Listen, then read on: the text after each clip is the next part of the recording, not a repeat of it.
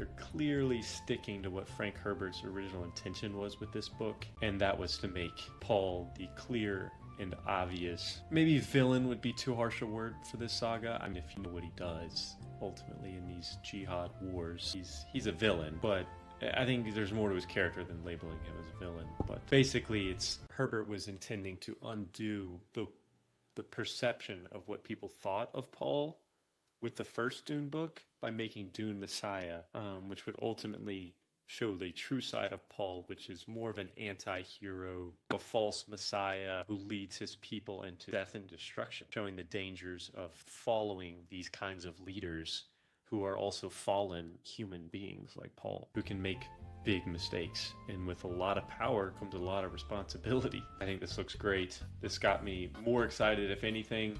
Of course, it raised the questions around Chani. We're just going to have to see how Denis solves that. This will be disappointing to me if it's not a 10 out of 10. And I might be glazing a little bit too hard, but that's just how I feel about the books and how I feel about the movie.